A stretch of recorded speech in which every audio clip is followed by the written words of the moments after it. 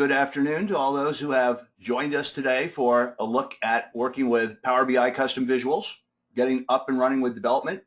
What we want to do today is to begin looking at the tool set for creating custom visuals in Power BI.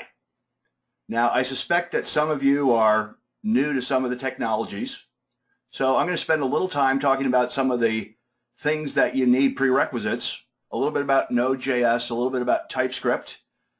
Also, one of the big things if you've been working with custom visuals is that the tools that we use, there's a tool called PBIVIZ, and it's recently, over the last couple months, moved from V2 to V3, which introduced quite a bit of changes along the way. Okay, so what are we going to look at as we go through this next hour? So one thing I want you to note is that everything I'm going to be doing, the slides and the sample code is going to be available in this GitHub repository. Now, I've made a couple changes to the slides, so I need to write the changes back, which I'll do right after the webinar. So if you grab it right now, you might want to wait an hour or two.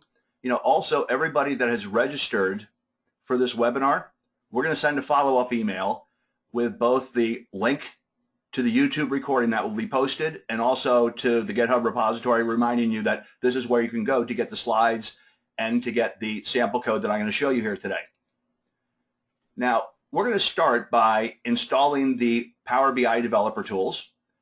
We're going to create a custom visual, and by the time we get to the end, we're also going to talk about some of the main chores that you have as a developer of custom visuals. You have to understand data roles, data mappings. We're going to extend a visual with custom properties, and there's a way that your custom properties can be persisted and that you could basically read the custom properties. So you might want to allow a user to do something like set a background color for our visual. So custom properties are going to do that. And then also at the very end, I'm going to give a little bit of a recap about if you have to move a project from version 2 of the Power BI developer tools to version 3, how are we going to do that? Okay, now let's begin by talking about what we have to install just as our set of developer tools. So we need Node.js. Kind of curious how many of you have used Node.js and TypeScript before this. So that's why I'm just going to give a little 3 or 4 minute preview to working with Node.js and projects. Now, we're also going to be using Visual Studio Code. And along the way, we're going to have to install the Power BI developer tools. Now, once we install the Power BI developer tools, we're also going to have to install a self-signed certificate so that we can get debugging working. And it's different depending on whether you're using version 2 of the tools or version 3. Now, first thing you need to do is to go install Node.js. So for instance, if I go ahead and click on this link right here and get to this one particular page, Node.js is becoming increasingly popular. At first, it was very popular outside the Microsoft world, but then the SharePoint framework embraced it. Custom visuals from Power BI have embraced this particular development environment, and we also see that looking at the Power Platform, the custom controls that you build for Power Apps, are also going to, be based on this environment. Now, once you install Node.js, like I've already done, if I go ahead and click on Node, what we really want is the command prompt. Now, one of the things that Node.js provides is an engine for executing JavaScript. So if I basically start up this thing that says Node.js, that's basically an engine that I could submit JavaScript to. That's not what I want. Instead, let's go back and pull up Node.js. We want the Node.js command prompt. And the idea is that I can work with the Node.js command prompt and I can basically call commands. Now, I'm going to go ahead and switch over to C, and I have a little visual, custom visuals. I'm going to go ahead and switch over to a demo folder. And just to kind of do a hello world project. Let's say I come inside here, and typically what we're going to do when we use Node.js, is we're going to create a new folder. If you're not familiar and comfortable working at the command line, this is the time for you to bite the bullet and just kind get comfortable working at this level. So MD is make directory, and let's just kind of call this one demo 1. So I go ahead and I create this new directory. You can kind of see behind the scenes, demo 1 has been created. Now, the next thing that I'm going to do is I'm going to take this project and I'm going to make it a Node.js project. And the way that we do that is we call this command, which is npm. Now, let me cover a couple more slides. So when we install Node.js, it installs this special utility which is called Node Package Manager. It's already installed. It's already available at the command line. Now, we're going to use Visual Studio because it's a good development environment for working with Node.js. Unlike Visual Studio, the one that doesn't have code at the end of its name, that one has big problems with Node.js, and while Microsoft's at times trying to make it work, you want to use a different environment for Node.js development. And so the one Microsoft provides, and it's free, is Visual Studio Code. Now, when we start developing with Visual Studio Code, what we're going to see is that there is going to be a command line. So while you can work with npm and call npm commands from here, what you might find is a lot easier is I'm going to type in the word code, put in a space, and now this opens Visual Studio Code. Now, when this opened Visual Studio Code, what I didn't do, and I'm going to redo that again. If I was a quick instructor, I'd tell you I did that on purpose. But generally, when you open Visual Studio Code, you want to be within the directory for your project. Okay, so we'll move over here, and once again, I'll call code dot, and that opens up Visual Studio Code, and at this point, we just have a open folder. Now, I'm going to go to the View menu, and I'm going to bring down this thing which is called the terminal. It's Control tilde. If I hit the Control tilde, notice I can bring the command prompt up and back. But the idea is that you don't want to have to go back to this command prompt. You want to be able to do all your work just within Visual Studio Code. So the first thing that I'm going to do is I'm going to call npm, and I'm going to call a command which is called init. And the idea of calling init is that what is my package name? Demo 1. What is the version? You can see that they give me defaults. I can just choose OK. And when we're all done, and I've kind of answered all their questions, and now we'll go ahead and click OK, it creates this file which is called package.json. Okay, so anything that deals with Node.js has a package.json file. Now, just to kind of move things a little bit faster, the next thing that we're going to want to do is we're going to want to start adding packages. So if I say npm init, that basically does the initialization. If I say npm install or npm I, what I can do is I can install something like jQuery. So let's go ahead and install that library. And when I install jQuery, note that it adds a dependency, and inside of the Node modules folder, it basically loads the code. Now, think about Node modules as a folder that's got all your read-only code. Now, one of the things that we often do is we want to check something into source code. And the idea here is if I go back and I delete the Node modules folder, and note that in many projects, the Node modules folder has code that you're just pulling down as read-only source code, and it can get very, very large, hundreds of megabytes in size. So when you check it into source code, you don't add the Node modules folder. When you check it out of source code and you have it on your machine, the first thing we're going to do is call npm I or npm install, and basically what that's going to do is it's automatically going to rebuild the Node modules folder. Okay, now let's keep going through, and when we start working with custom visuals, just being able to get around in the Node.js environment, understand things like what is the package.json file are going to be important to you. Okay, so we've seen how to install packages. Now, the next learning curve that you have is working with TypeScript. And the idea of TypeScript is that we have a better language than JavaScript, although everything that we write eventually gets compiled or transpiled into JavaScript. What's nice about TypeScript is that it's strongly typed, It's object-oriented. It's going to feel a lot like C# or Java or VB.NET. And at the end of the day, we have a set of tools that are taking our TypeScript code and compiling it into JavaScript. Okay, so just understanding the basics of TypeScript, which I'm not going to spend much time on, but if you're not fluent yet in developing with JavaScript, just kind of understanding that it's very different than JavaScript, because we can start doing things like, putting a type on a parameter or putting a function return value type. And as we start, working with variables, we can also strongly type those as well. Another real big thing that we're going to see when you use TypeScript, is understanding arrow syntax. So if I have a variable, my function, what I can do is I can basically assign a anonymous function to it.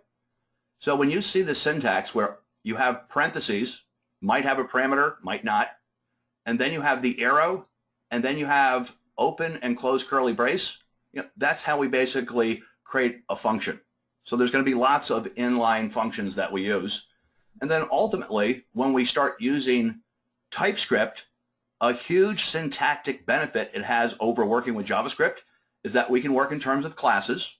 And as I start creating custom visuals, they're going to create a starter class for me. Okay. Now, another thing to note is that there's kind of a funky syntax for constructors that's very powerful, but takes a little getting used to. Note that inside of a TypeScript class, unlike C# or JavaScript, the constructor is just called constructor.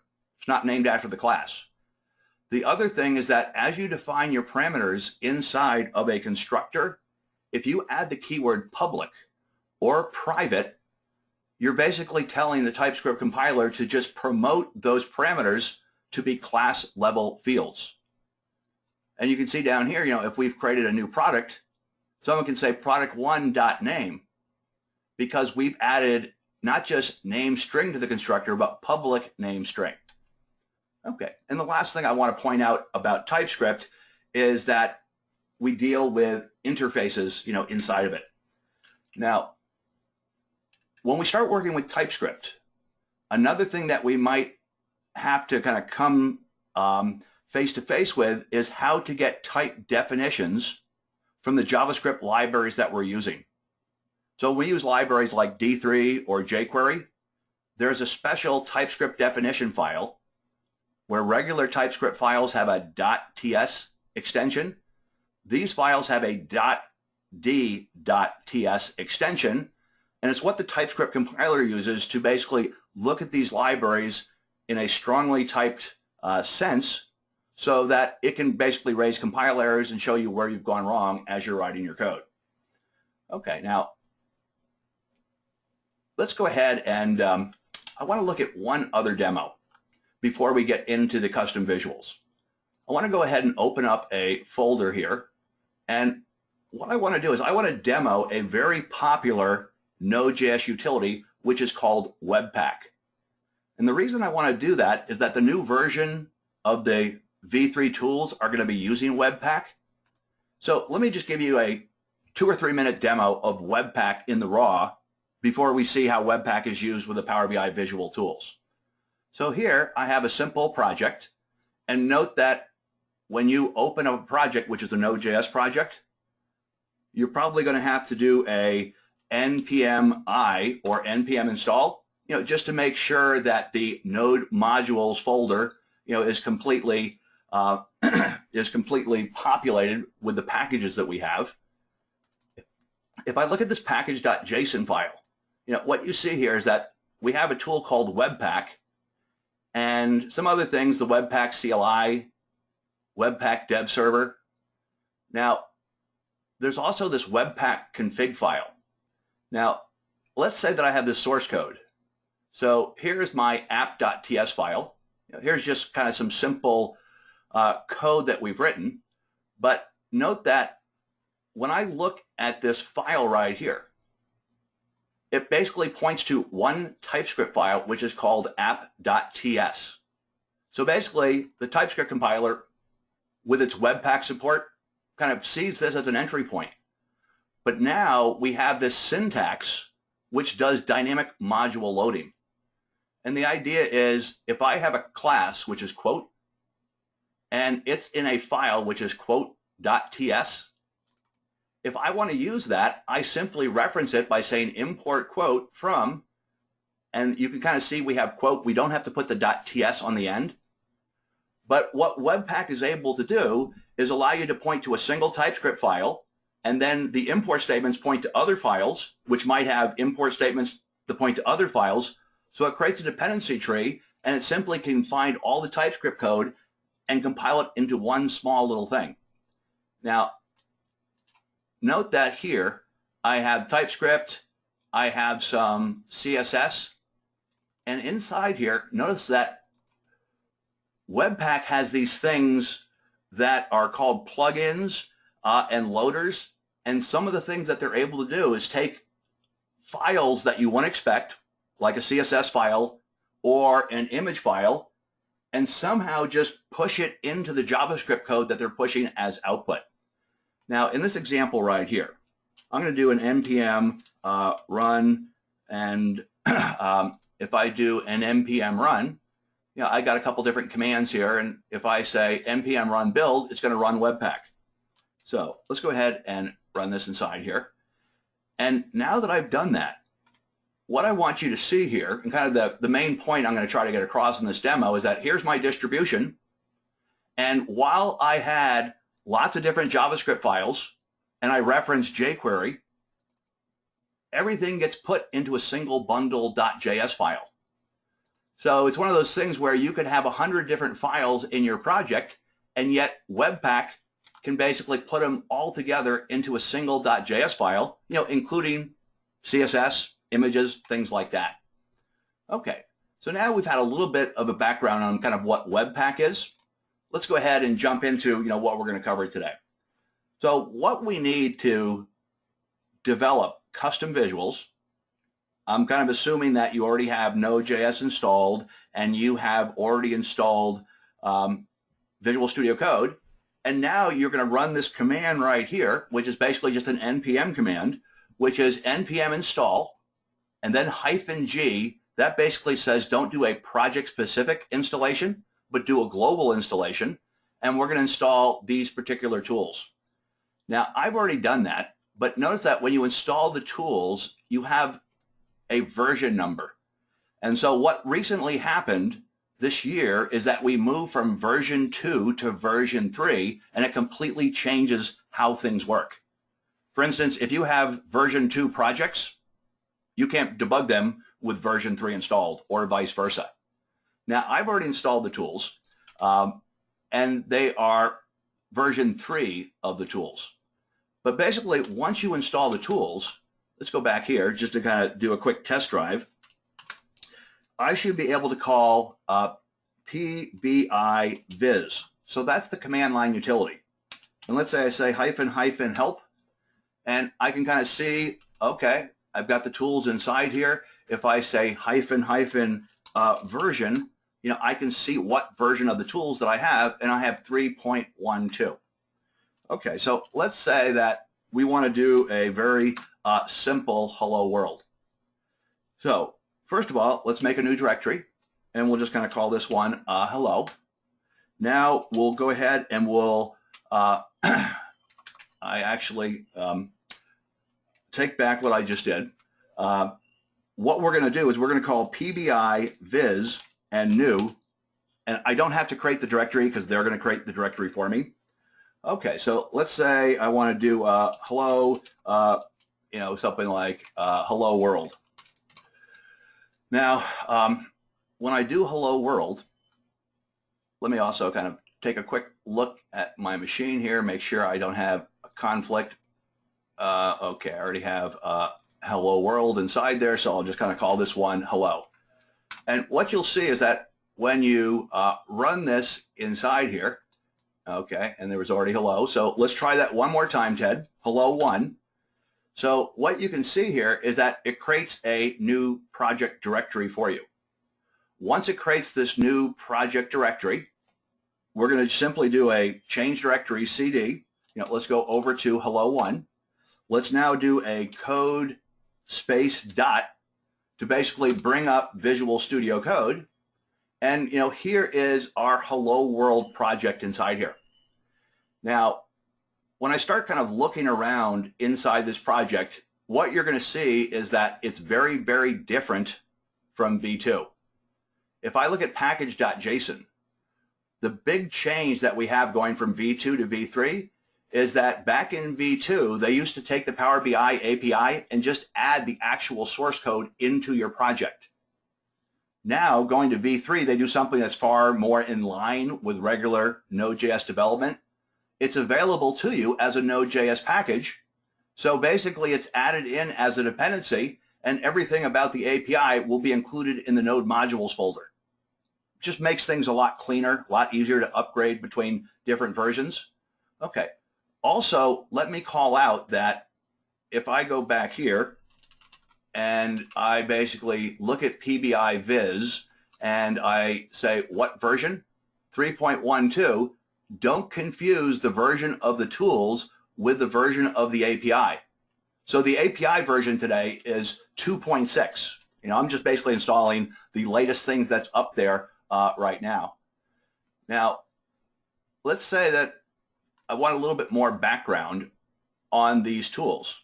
So there is a GitHub repository. So if I Google GitHub and then Power BI custom visuals, what I'll find, is this repository right here. Okay, now I will say that a lot of what we might find in here isn't as new. So a lot of the docs and things have not been updated for the V2 of the tools. Okay, but let's go back here and custom visual tools. I think I was actually at the wrong place. What I want to do is go here, because if I go to the visual tools inside here, you can see that there's where I've got some updates. Hey, here is lib. If I look into lib, what you can see is that here is the code that they use to build PBIVIZ. If I'm kind of interested, what are they doing with webpack? I can open up this webpack file and see exactly what they do. They look for visual.ts as the entry point. Okay. Also note that there's a special kind of file called a .less file, which is kind of like a CSS file, but smarter. And we're going to kind of see how that fits into the picture. Okay, now let's say that I just want to get up and going. So what I'm going to do is I'm going to go ahead and bring up the command line.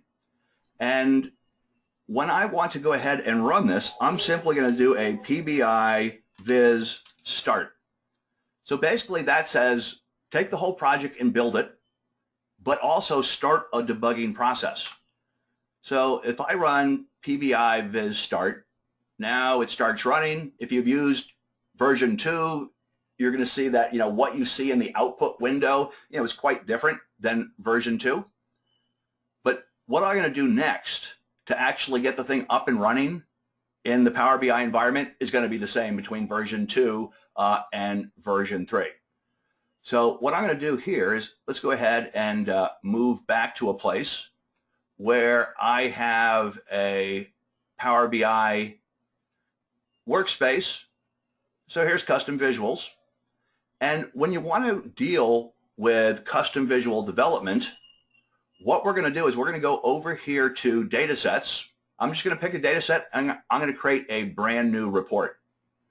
Okay, if you haven't used the new look inside of Power BI, what you can see here is I can turn that on and off, but I'm going to kind of keep with the new look. Here's the old look. If you're doing a webinar, why would you use the old look when you can use the new look inside here? Some of the things that I see people getting confused on is if you take a report and you open up that report, let's go back here, let's open up this existing report, where'd the edit menu go? It's basically, we've got a new ellipse menu inside this. But you could basically take any report, or you could take any data set and create a report, and what we need is this thing which is the developer visual. Now, if the developer visual is something you don't see, you simply go to Settings, you go to Developer, and you basically turn the switch on and off. And once you've done that, let's go back to our report. Back inside of our report, let's go into edit mode. And now what we're going to do is we're going to take this developer visual and we're going to basically add it. Okay, why? This is almost done. Okay, that seems to be taking too long. Let me just go create a brand new report here. Okay, it seems confused. Let me go ahead and now go into edit mode. And now we're going to basically take this developer visual and add it to the screen. Okay, now what Microsoft has done is they've given you a hello world view. So if I go back here, notice that, let's look at the source code inside of SRC. And there is a visual.ts file. Okay, now another thing that you'll notice is that version 2 of the tools did not use webpack, so you didn't have import statements. So if you see import statements, that's new, and it wasn't allowed until v3 because of their use of a more recent version of the TypeScript compiler and webpack. And also note that I've just created just the default stock project. I don't have to add in D3 because it's basically just added as a regular project dependency. And in addition to the D3 library version 5, which is the latest and greatest, they've also added in @types D3, which is the TypeScript type definition file. So when you program against D3, you'll basically get IntelliSense and you'll get strong time type compiling. There's a couple other packages here. In addition to the Power BI Visual API, there is about 3 or 4 different utility packages that can be very handy to use.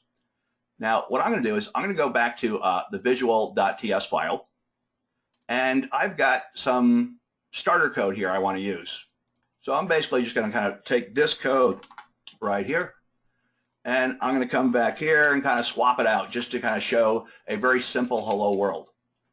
Now, what we need is we need to understand types from the API. So using the import statement, what we're able to do is we're able to basically pull types out of the API with import statements.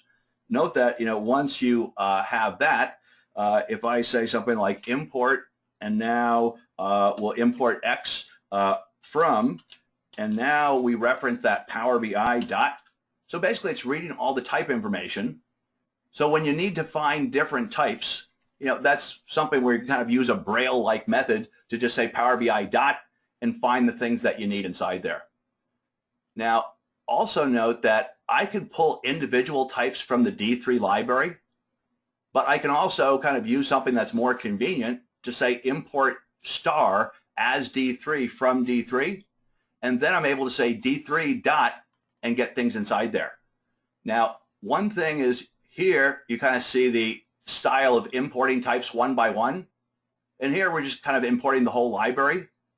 If you import the whole library, it has the effect of bringing all the code from D3 into your project whether you need it or not.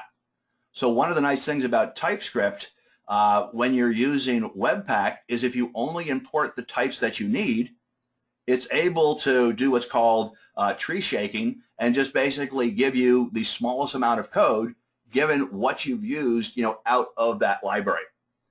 Now with D3 v5, I've got a root, I've got an ellipse, I've got a text file right here. Let's go ahead and save. I'm just going to hit save right here. And one thing that's really neat about Node.js projects is quite often they have file watching. So, one more time, let me make a change and save the file. And what you'll see is it doesn't wait for me. It automatically kicks off this process to rebuild the project. Now, let's go back here. And when I start using this visual, there's a button to reload the visual. Okay, so now what I want to do is just kind of see a very simple hello D3. Now, when I look down here, what I want to do is let's go ahead and close up a couple of these functions inside here just to kind of see what functions we have. So there are two main things that are going to fire during the lifetime of your visual. So the constructor fires early on, and when the constructor fires, it basically passes you this options object inside here. Note that if I do something like console.log visual constructor options, just a little debugging trick, let's go back here. Let's bring up the developer tools. So basically, if I did the equivalent of the Control-Shift-I, and now we have the console. Hey, here's the visual constructor. What does that object have? So it has the element. It basically has the HTML div that Power BI has produced that you're going to write inside. You have this thing called the host, which allows you to control things, such as if you want to do a redirect, you want to have a link to send the user somewhere else, you have to go through the host for that. Okay. Now, if I look down here, what you'll see is that the constructor is where you do your one-time initialization. There's also a function which is called update. Now, what you'll see here is that the constructor has fired, but update hasn't fired. Why hasn't update fired? It turns out that you have to add at least one field into the values well, or update will not fire. So the idea is that update doesn't fire if you have an empty underlying data set behind. And it really doesn't matter which one I use. I'm just going to go ahead and add something inside here. And all of a sudden, now this thing is working. Now, I don't have any data yet. What I wanted to do here is just kind of show you the hello world of D3. So I have a root object. And so when we work with D3, it's creating HTML SVG objects behind the scenes and kind of automating, creating, and changing properties of those. Okay, we also have an ellipse and a text element. So inside the constructor, what we're going to do is we're going to say this dot ellipse. After creating the root, you can see here, it's a little bit like jQuery where you're creating objects, but we're going to say D3 select, and notice that when the constructor fires, options.element gives me the HTML element, which is the parent, and I want to add a new SVG.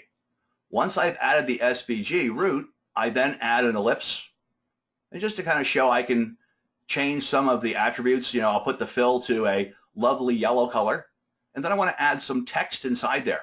So hello text, I want to put it in the middle. Okay, now after this, let's go look at update. And update is going to fire a method called render visual. And one of the things that I wanted to kind of show in this demo, I don't do it in all my visuals, but let's say you want to at least have an initial rendering, inside of the constructor. So once again, let's go ahead and get rid of this and kind of recreate it just so I can kind of show you the experience here. And if I delete this and sorry, this is not responding as well as it should. There we go. If we add this inside, what you'll see is the constructor just fired. And as the constructor fired, I could get the client width. I can get the client height. And so if I pass it to render visual, where we're doing this work here, I'm basically taking the SVG root and I'm setting it just to the width and height of my container. So you're going to be putting things in that SVG, and if you don't make the SVG wide enough and tall enough, it's going to clip what you put down below. Okay, now down here, we take the ellipse. When you work with SVG objects, they have different attributes than you might be used to from other HTML. For instance, they have a fill color. They don't have a background color. They have a stroke as opposed to border. They have a stroke width as opposed to border width. So it just takes a little bit of time to kind of get comfortable with those. Now, next thing is we want update to fire. And once we add one thing inside here, for instance, I'll go and I'll add this in. And once we've done that, update will now start firing. And so now what I can do is I can write something that is going to react, to things getting bigger or smaller. Now, one of the things that you have to get really good at as a custom visual author is being able to adjust to the real estate that you're given. So maybe someone puts you on a report and you're this big. Maybe someone puts you on a report, and you're this big. So being able to scale, and when we work with V3, it's got a lot, or D3, it's got a lot of features to, do this really well. But what you see here is we have an ellipse, and every time that update runs, we're simply going to redo the real estate of how big this is. But also note that if I figure out what is the width and height, I'm going to change the size of my font. So here I have the text attribute and I have the font size. And so you can imagine, as things get bigger or smaller, being able to scale your font size, gets to be a very important thing. Okay, now let's go one more step. So what I want to do is let's use some CSS. So in this Hello World project, let's go back here.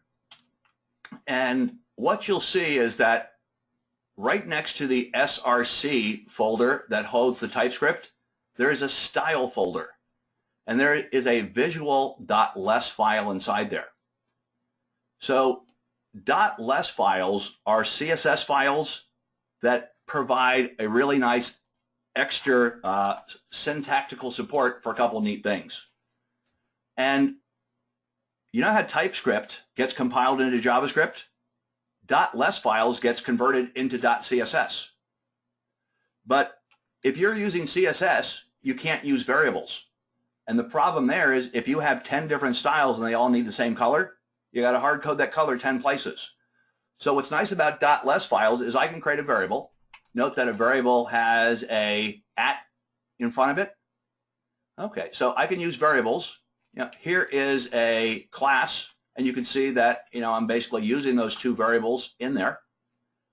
A second thing that we can do in a .less file that you can't do in a regular .css file is have nested types. So here I'm saying I want to basically style an ellipse that's inside of an SVG object. And then the last thing I want to show is this idea of a mix-in. If I have a style.cpt shape, what you can do down here is you can simply add that style into another class by saying .stylename open close paren. And the idea is that if you have some generic formatting you want to do to a lot of different classes, you can kind of create a master class and simply use mix-ins to add it inside there. Okay, so just wanted to kind of show you some of the styling we can do. Well, now the next thing is, how do we get this file into our project? Let's go back to the TS file, and now I'm simply going to take this right here and the import, and I can import a .less file, and the support for webpack knows how to take that, translate the .less file into CSS, and then how to package the CSS into the output JavaScript. Okay, now one thing I forget to do a lot is to save all the files. I'll have 10 files, I've updated 3, but I've only saved 1, and I go back and things don't work. So Visual Studio, when you hit F5, saves everything. Visual Studio Code does not, so let's go ahead and do a save all. Now that we've done a save all, let's go back here, and what we should see is, hey, there we go. My colors have been added in, and let's go ahead and make a couple other changes. So if I go back here and I'm starting to do some work inside here, if I go back here and we say hello D3 and I say hello attendees and I hit save, it automatically updates, and then it's simply a matter of coming back here, choosing OK. Okay, that's a little bit big inside there. Back over here, notice that there's something called toggle auto reload. Okay, so let's go back here, and now I'll go back to hello D3, hit save, and now after it's done, it automatically refreshes inside here. And so as you're doing your development, let's go back here and let's say, that we've decided that, this yellow is not appropriate. We want something different. And now we go ahead and make that change. Okay, that wasn't drastic enough. Let's go ahead and make that change one more time. And now we can kind of see, okay, still not drastic enough. We'll just go ahead and change it to pink inside here. But you kind of get the idea that it's going to be very fast for you to, make changes to your custom visuals. Now, what I'm going to do now, since I kind of showed you kind of how to get up and going, note that when you begin working with that, you're going to have to install a certificate. So the idea is that you run PBIVIZ -- install cert, and when you do that, it's going to bring up a dialog which allows you to go through. You're going to have to take a passphrase that they provided in the console, put it inside there, and the idea is that then you're going to add it to Trusted Root Certificate Authorities. Okay, now I've just created the first custom visual. I want to kind of move through this pretty quick. You kind of saw, what are the files. Package.json we have. If I move back here and kind of look at some of the other files that we have inside of this project, let's look at PBIVIZ. Now, when PBIVIZ comes up here, it's not very readable. If I hold down the Shift and Alt key and hit F, that's the Visual Studio Code command for reformatting. Okay, so now I look down here, and what you'll see inside of the PBIVIZ, it's kind of the Power BI custom visual specific manifest file. Also note that there are quite a few changes between version 2 of the tools and version 3. In particular, let's say that I'm going to look now at a couple different projects here. So let's compare V2 to V3. So first of all, we'll go ahead and we'll open this V2 package. And when we're using V2 and we look at PBI.viz, you have an external.js section, and you basically had to tell the tools what are the external JavaScript files that you are using so that they could take that JavaScript and add it to the output package. Let's now kind of look at kind of the same project, but a V3 version. So right here, we'll go ahead, we will right-click and open with Visual Studio Code. And now when I look at the PBIVIZ file, external.js, is null. Okay, so once again, that's a pretty big change between them. If I look at the package.json file, what you'll see is that there's not an API that we reference in the older version. Instead, you can see that the API just gets added, right into the project directory structure. Compare that to, what we're doing in V3. Basically there is no API folder. Instead, we're basically just referencing the API, inside of the package.json file. One other big issue with version 2 of the tools is when you're using D3, you can't use version 4 or version 5. You had to go back and use version 3.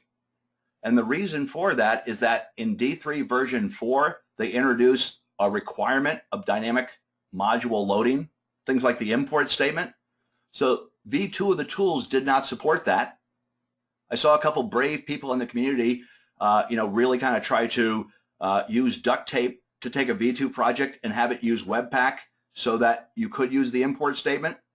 But that was not something that, was a mainstream way to do something. So if you want to use the latest and greatest version of D3, you really have to move to version 3 of the tools. Now, seems like we got about another 15 minutes to go to cover some good topics. Now, let's move ahead here, and I'm going to jump ahead to the developer visual, and what I want to do is talk about visual capabilities.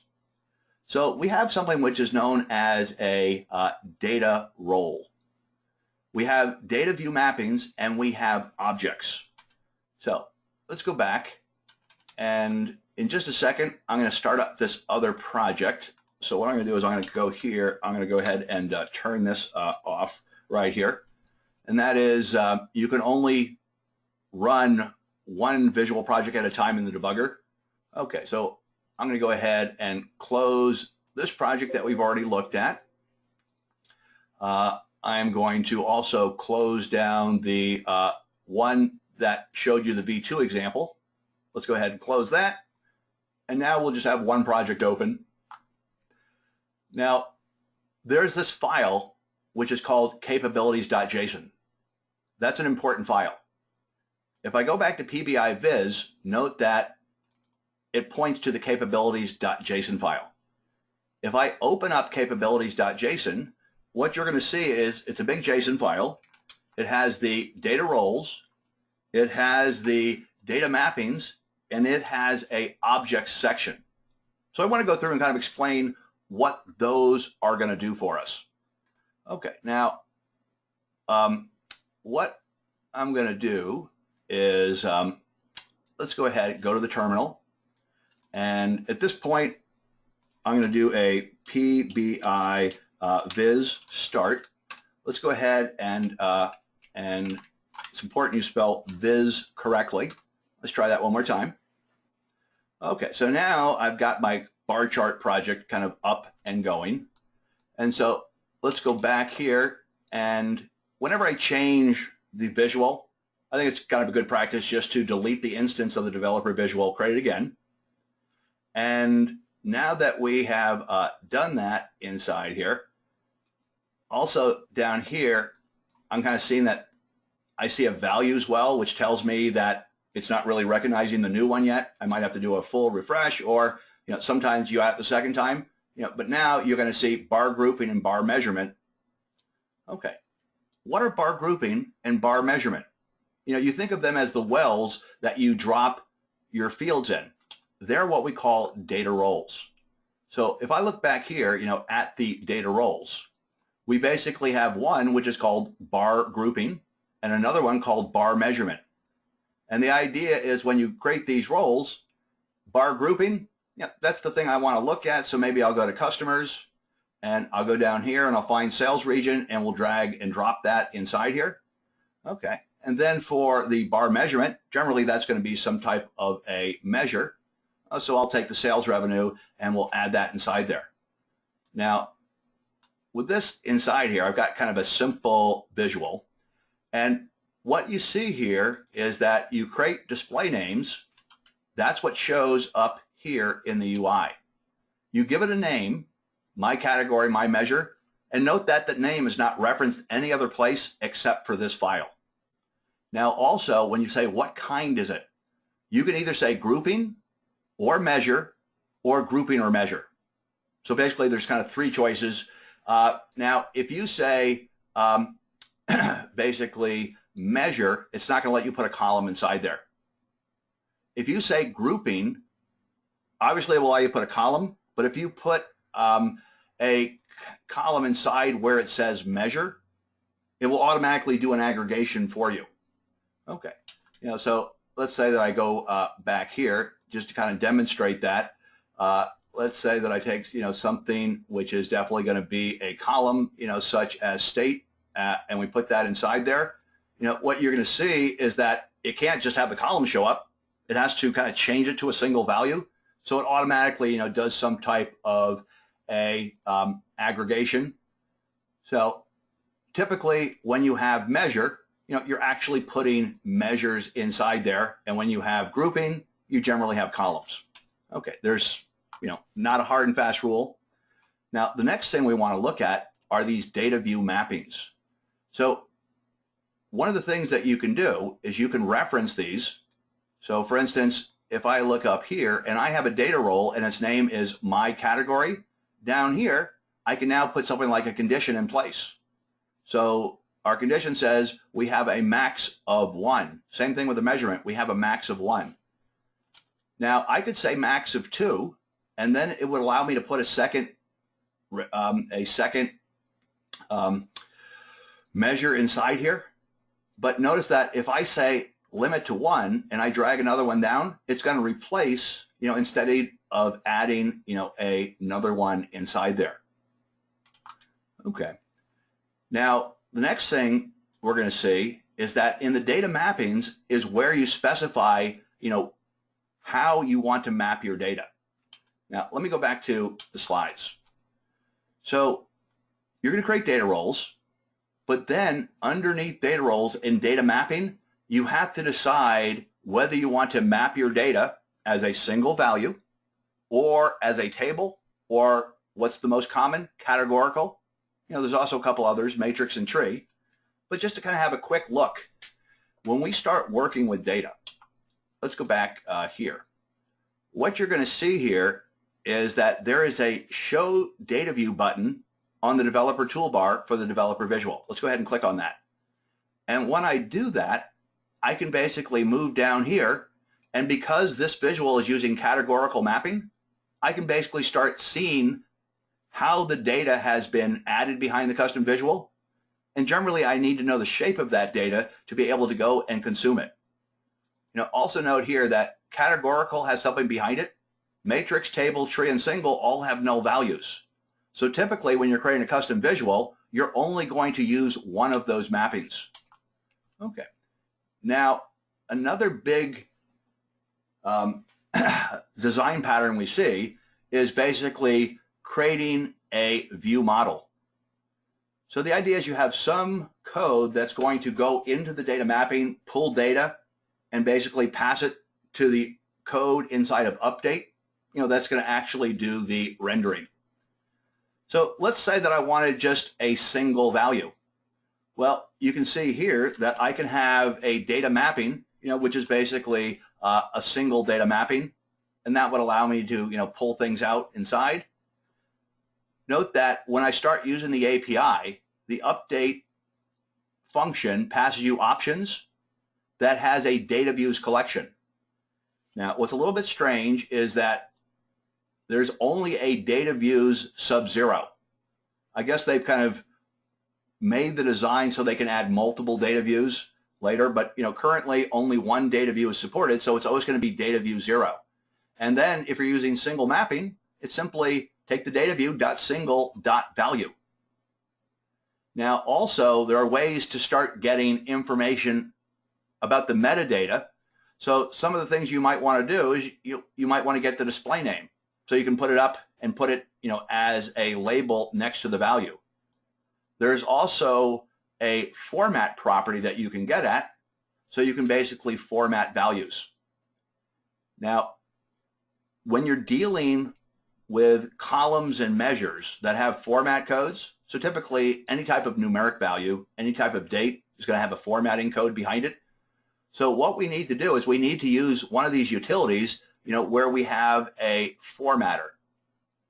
And the idea is that you're going to create this object, which is the formatter, and then you could simply take the format code that you discover behind a particular column or measure, and then you're simply going to take that value and pass it to the formatter. And now I had a numeric value, but now I get back a string. And the idea is as someone switches back and forth between different measures, you should be dynamically reading the format for that particular column or measure and automatically applying, the correct formatting, as you go. Now, we also have a table mapping. So inside of capabilities.json in the data mappings view section, here's an example of, having a table mapping. And if you have a table mapping, once again, the API in your data view has a .table. And the table has .columns and .rows, which gives you the ability to kind of go through and pull data out. Now, what I want to show here is the categorical mapping. So the idea of the categorical mapping is that, generally I have, one column, the bar grouping, and I have a measure as my data roles. And now for categories, for in my category, select value, my measure.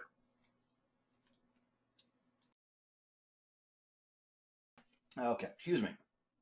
So now what I want to do, so categorical mapping is kind of like what we do with things like pie charts and bar charts. You have a group, that's your column, and then you have your measure of basically what you want, each grouping to have a value for. Okay, now when I want to create the data roles inside, and I've basically already kind of stepped through creating data mappings, now what we want to look at is user-defined custom properties. So inside of capabilities.json, we have a objects section.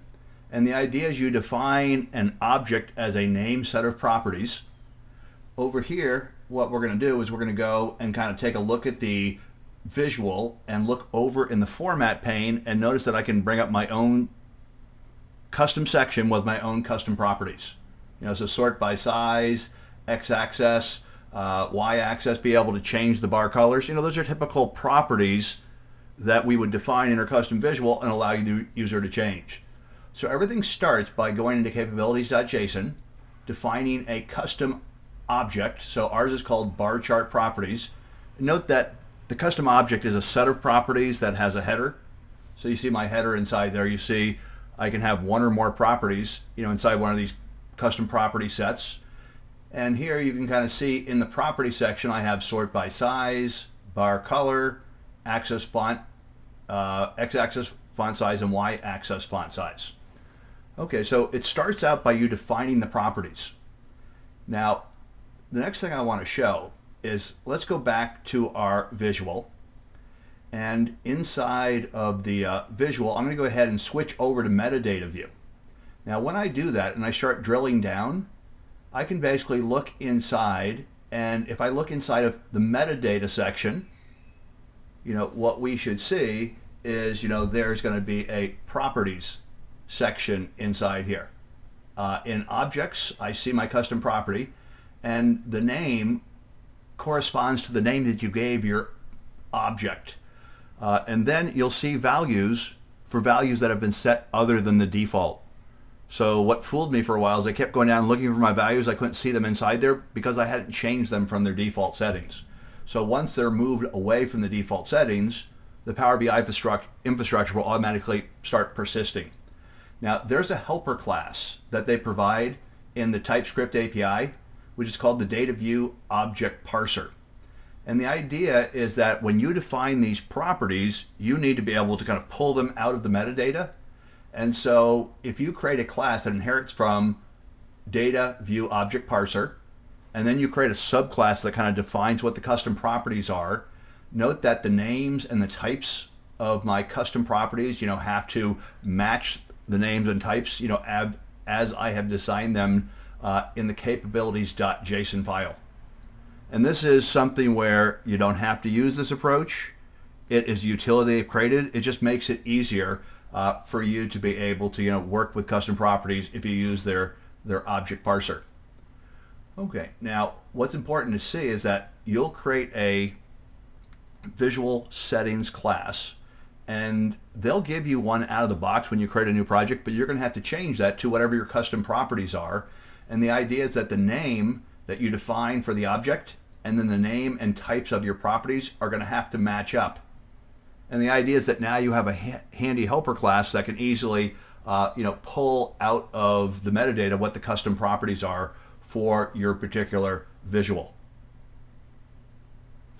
Okay, now once you've seen that, you also have to implement a method called enumerate object instances, and that's what actually does the work to pull out the values and populate the the property panel. Now here, what we're going to do is let's take our custom visual, and we'll call PBIVIZ, and we're going to run this one particular command. What is that command again? I can't remember. Let's call it PBIVIZ help.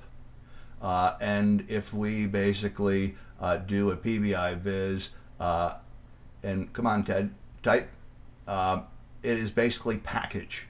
So what we want to do is we want to kind of run the package command to take our current project and build it into a zip file that we can now import.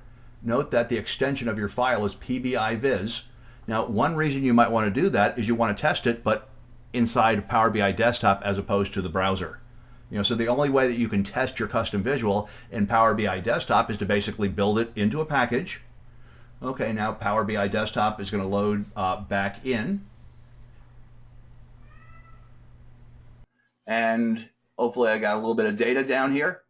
And so now what we'd be able to do, to test things is to basically say import from file. And so now I should be able to go through this process, of going down, and let's say I go back into the custom visuals and into the demo, and actually it was under migrate and V3 tools and distribution, and now we should be able to import that custom visual, and then we should be able to begin using that custom visual on a screen. There's my bar groupings. Let's go ahead and add the sales revenue. Let's go ahead and add a second property inside. Okay, so it looks like I've run out of time, but I wanted to just at least kind of finish up showing, how to get something, up and working the way that it should. So just kind of summarizing things, if you want to get good at custom visual development, understanding Node.js, understanding TypeScript, understanding webpack are all going to be, important to you. Also, I want to kind of put a warning out there that so many of Microsoft's examples and tutorials are still based on version 2. So if you open up a project and you don't see the import statement in the TypeScript, that's an older version 2. And I really encourage you to kind of start working with version 3 because we're already in the process where we're trying to move away from version 2 to version 3. Last thing I'll do is I'll end with a quick plug for critical path training. So if this type of custom development for Power BI, is appealing to you, we have a Power BI Developer Bootcamp course. It's got a lot more than just custom visual development. Also, we cover a lot of things like Power BI embedding, and what we've also just recently added in is the last day where we're kind of looking at artificial intelligence and working with big data. So the last day now, we program in R, we program in Python, we start kicking the tires on the artificial intelligence features. And the whole 4 days of this class, is loaded up with hands-on labs. So definitely you'll get a lot of hands-on lab experience. So let me say thank you to everyone who came and spent time with us today. I appreciate your interest in critical path training.